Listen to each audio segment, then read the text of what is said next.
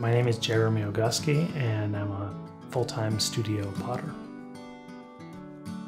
There's a lot of steps. I mean, ceramics is all about multiple steps and patience along the way. A lot of my work is inspired by my daily life. So how I would use ceramics and how I work in the kitchen and in my things I do in my life inspires what I will make in the studio.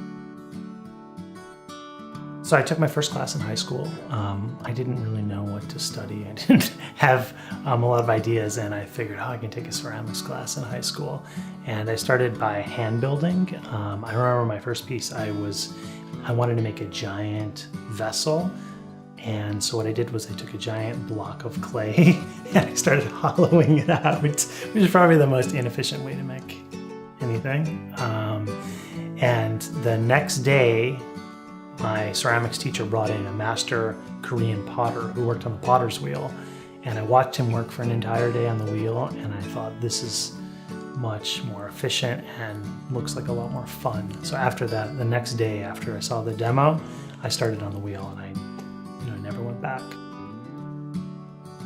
I worked for a long time not in ceramics, but I worked doing community health education. I did a lot of HIV/AIDS work and public policy.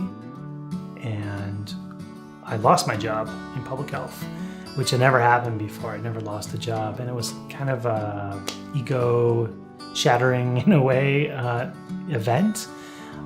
But my wife really encouraged me to think of it as an opportunity.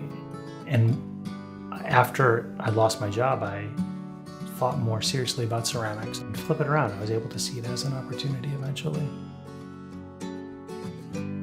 The last few years, I've been selling a lot of fermentation crocks. That has really been growing. I started really using them myself. I started in my own kitchen, using my crocks to make pickles and sauerkraut. And then I just started distributing the food, and friends would ask me about it. And so I'd say, you can do this yourself. And I would give them a crock. I started by just starting small scale, distributing my crocks super locally into friends. And then I started selling them a little bit more and more, and I started selling them online. And then Williams Sonoma found me, and I started making hundreds of these crocks and selling them all over. I think both ceramics and fermentation and the fermentation crocks that I make are a way for me to engage and build community. So it's a way for me to meet people, teach people how to use my work, and build connections with others, with customers, clients, and just meet other folks. And that's really what I enjoy. That's what is so cool about ceramics for me, is that I'm able to, it's just the catalyst for me to reach out to others and build those connections. A lot of what we know about earlier peoples is through their ceramics, because the ceramics are one of the things that outlasts them. We'll dig up ceramics, archaeologists will dig it up in the ground, and we can interpret it, look at the symbols and the language or the ideas from the pots, and that's how we know about previous people. Some potters will feel proud, or they'll get a kick out of knowing their stuff will last generations. I'm not sure I'm really that interested in it. I'm interested in people using my work now.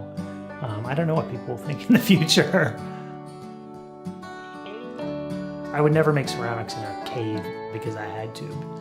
If no one would ever use it. If I didn't have any end user, if there were no customers, I would stop making ceramics.